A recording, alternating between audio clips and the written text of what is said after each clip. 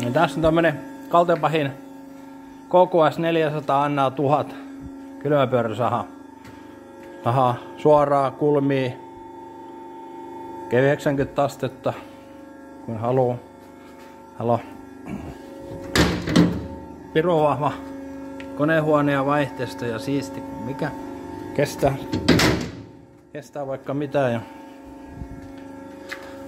kaikki sähköt on käyty ja osia saa Siemensin logiikka.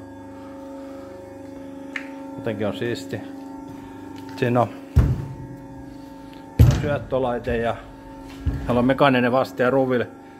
Yksi syöttö on 1000 milliä ja pystyy vaikka 6 kertaa syöttää peräisin tai 10 milliä. Moottorilla pystyy ajaa tuota vastet ja myös käsiin ja tosta vaan lukkoon. Tähän luukkuun kiikka kuinka nopeasti menee. Tässä on nyt 20 pyörö, niin se on about 5 sekuntia. Olisikohan 7 sekuntia liikkeineen toi katkaisuaika. Nyt terän päälle ja automaatti ja nyt ei ole vaan liikkuun estetty, ei uskalla ihan kauhealla arvoilla ajaa, mutta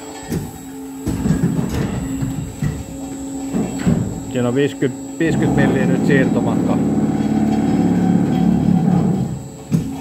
Otetaan täältä. Ei kauaa saada yhtä kappaletta. Nyt loppus tavara. Semmonen.